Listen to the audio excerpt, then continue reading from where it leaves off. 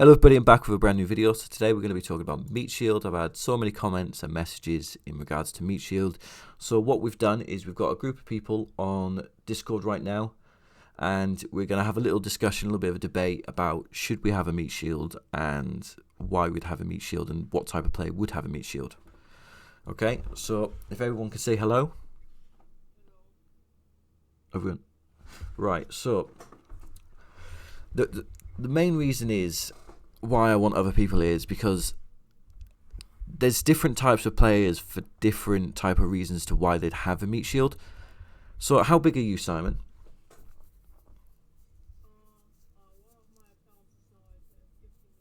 So you're 50 million. Have you thought about having a Meat Shield at all? Yeah, and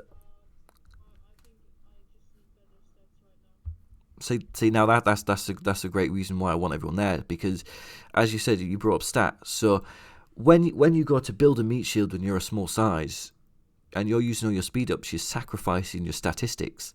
So you've got to kind of think of, is it viable right now, and is it worth your time and your resources to build all these troops instead of building your investment center? So what's your city like? Is it heavily like big players, or do you have some small players there, or what's it like, Simon?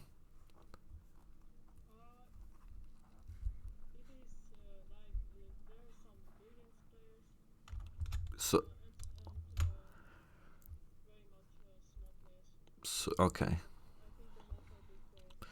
So how I'd look at it in that situation, so with having being 50 million and having people in your city who are a billion, it wouldn't be worth you making a Meat Shield at all, just because you'd get absolutely annihilated straight away.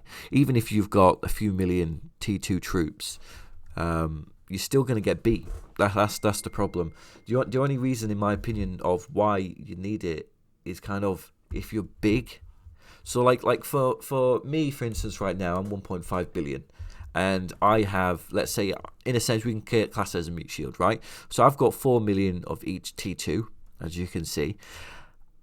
Like, even that myself, I don't think that's big enough for a Meat Shield.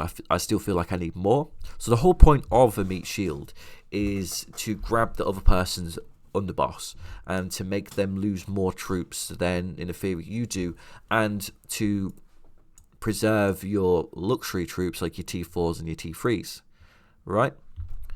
But you've also got to look at it is, how far is a Meat Shield going to take you? You know, is that going to save you 2 raids, 3 raids, and then are they going to wipe you out? You know, so for me, myself, with 33 million troops, I know for a fact my Meat Shield is going to help me, but it's going to be my other troops that really kind of hold me up. Because I can have 10 million T2s after a couple of raids from 4 billion players, they're all going to be gone, right? So as you brought up before, Simon, statistics come into it quite a lot. So having a Meat Shield's good, but if you haven't got the statistics and the enforcers and the weapons and the jewels and the equipment all to back it up, I don't think your Meat Shield's going to actually help you much, you know.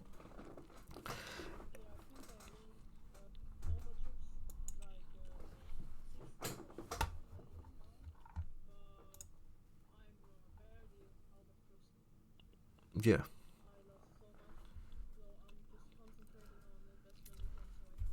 it's yeah, and that is a fantastic way to do it, just because um, you can't actually you can't win just with troops. It's the statistics will come into it. It's the investment center what comes into the whole situation, and you got a good mindset there for it.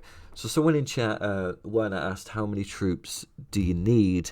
T1, T2, T3. Is it effective against big raids with T4, or will I end up in hospital full with T1s, T2s, and then dead T3s, T4s? That's a fantastic question. And realistically, I think someone said to me once that you need about 8 million each T2s,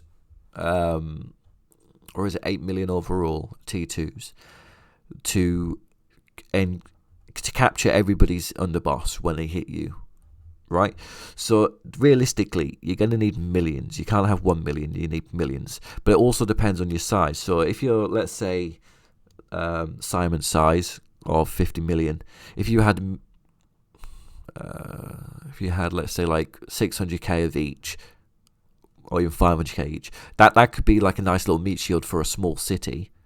Whereas when you go into a bigger city and you're going against a bigger person, as you said with a T4 raid, you're going to need a lot more. Because you got to look at it, if they can send 2.8 million against you in a raid straight at you, and you've only got a million T1s, are they going to get past it? Definitely they are. They may lose a little bit more casualties, but you're going to lose more. As you said, it fills your hospital. So realistically, you need to play smart. I wouldn't go for T1s. I'd go for T2s. So I'd bulk up a lot on T2s to protect yourself. T1s are just too weak. T2s are in the middle ground of still being cheap and effective, as well as you can still build them up quickly if needed. Okay? So I wouldn't use a T3 meat shield just because T3s are very expensive. You want to build up your T3s. As you can see here, I've got 3 mil of each T3, and I've got 3 mil. Well, I've got a mixture kind of T4s to perfect you, but you want to have a good level of each lot of troops. So as you get bigger, you're going to need more and more of each troop realistically, other than the Rocket Rhinos, the Hellfires, the M32 Cruisers, and the Ghetto Blasters, because they don't die very easily just because you don't send them into too many battles, right? So in regards to meat shield, should you do it? I think as a small player, no, unless it's going to be your style of gameplay. So if I bring out a scenario of why I'd build meat shield, so if I was, let's say, 50 to 100 million like Simon size, what I would do is I would spend $500 on my investment center, on my equipment, on my enforcers, on my jewels, and my super weapons. So I'd spend all my money on them areas, right? So I wouldn't plan on getting too big, right? So I'm planning on being a small, effective trap account with a meat shield, and then I'd build a lot. I mean, millions T2s, all of them, mixture throughout, right? And I'd always keep anti-recon on so people wouldn't see. So I'd kind of do it that way, but I feel if you want a meat shield account, you have to build that account to be a meat shield, because like Werner asked in chat, will your T3s and T4s end up dead? Yes. So you got to look at it, your weak troops die first. So your weak troops die first, that will fill your hospital. My hospital capacity is 866,400. And then you have your sanitarium, which is another million. That's 1.8 million. I can cover there, right? Let's just round up to 2 million. So I've got 4, 8, 12. I've got 12 million T2 troops. That 2 million's gone instantly. So after they've died, that's then going to go for my 9 million T3 troops, and they'll just all die. I won't get any of them. They're all going to die. You know, so realistically, the only time I'd ever have a meat shield, and I'd recommend it to anyone, is if you're big enough to have one. Because as a small player, our mindset is, I want to be the best, I want to beat everybody, and I want to win. I want to beat T4 players. I just don't think meat shield is the way to go. Because you can beat a T4 player with 1.5 million troops altogether. You know, if you class it as you've got 2 million worth of capacity of wounded troops, and you build up to that. If you build up 2 million T3 troops, if you're not getting raided, you can beat a T4 player. You know, if you make sure you've got your fighting equipment on, you got your specialties on, fighting mode, Gov War, you've got anti-recon on, and then quickly before they hit you, you put like a crew defense on or crew attack on. You know, you can win without a meat shield. A meat shield isn't necessarily needed. It can go a long way when you're a bigger person like me. So when I'm going around fighting with my big account, and I'm in a like Gov War, I need a meat shield just because I have that 15-minute timer on me. And if I'm getting raided, if I only have a small amount of troops like T4 and T3, I could get raided and lose straight away. Whereas if I've got loads of T2s, they can take a couple raids and win. If that makes sense at all. Welcome, AM323. Has anyone got any meat shield questions for me? Yeah, that's great.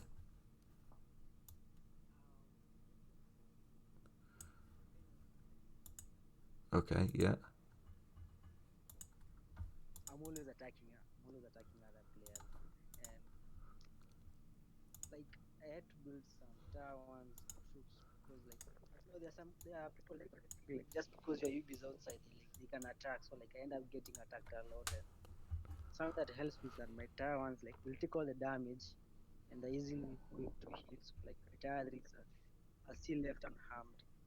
Like that's that kind of good, or like I'm just kind of wasting troops. I'm currently building 1 million tier ones. Right, so you're losing troops. I used to lose troops, but since I started building towers, I rarely lose my tier threes. So, I lose them through offensive play, but not defensive.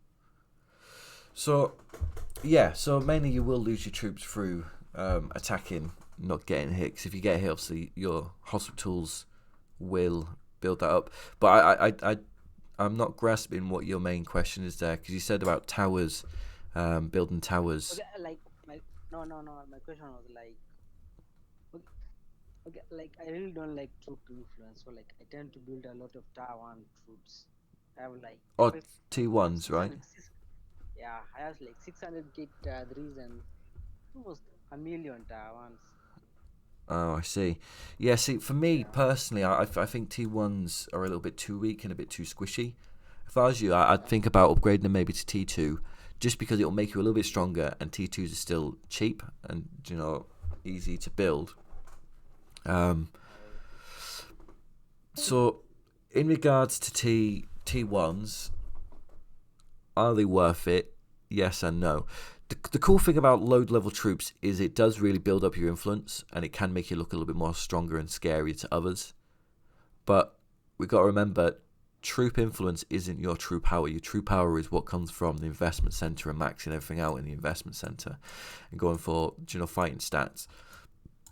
Myself once, I've beaten someone who had 2.9 million troops on them with 230k troops. That's it, a solo attack, and I won against them. And it just came down to them having weak troops, wasn't in fighting mode. So sometimes numbers don't always win. So that's where you need to think of, if I'm going for a meat shield, am I going to build in the case of having a meat shield? And how you would build if you was building a meat shield is you'd want to invest into defenses, make sure your defenses are actually up. Yeah, you want to make sure that you have set up your wall correctly, where you have great defense enforcers who give you good statistics, and then you want to make sure you have super weapons what actually benefit you. This is what I currently have. You're more than welcome to copy it, and you can also see how many troops you've got there in what area. So as you can see, I have pretty much an equal split throughout, other than bikers, because I lose bikers the most, and 1 million there is for robbing resources. Okay, so the reason why I put off making a video on Meat Shield for so long is just because I don't ever look at Meat Shield as in it's a good viable option for the game. I feel like it could be a bit of a waste of money, resources, and your time, because it will put you on edge more when you're trying to fight, because you have a lot of troops there to lose. Yes, you go, alright, yeah, I can take the first hit, but you still, even if they hit you once, they can still hit you again within the time that your timer runs out. So you may get lucky for the first hit, but the next hit you might not get lucky, and then you can lose millions of troops. They're easier to train, low level troops, but as Werner asked, will your T4s and T3s die? They definitely will. They will die. Not all of them may die. Some of them may go in your hospital and sanitarium, but depending on how big of a meat shield you do build, depends on how many Connor, you will I lose. sent you my wall Yeah, on the Discord channel. yeah. Let's have a look. Yeah, so you still need to work on getting gold enforcers. So focus on individual ones and get each of them to gold one by one. Don't work on all of them at once. Work on, what's his name? I forgot what his name is. What's his name? Work on Mike first, bro. Work on Mike. And then go on to Anonymous. Yeah, so work on them too. Right? So Yeah. this I think this video is gonna have to be what it is for now. For the main question is, do I think a meat shield is worth it? In short, for a small player, no. Unless you're going to build directly for that. And for a big player, yes, I think it's very much worth for a big player, because we're always fighting people bigger than us. So you need to make sure that you're able to take hits from someone who's bigger than you and potentially stronger than you. Because the whole point of a meat shield is to be able to win against someone bigger than you and potentially, you know, the same level as you, same strength as you.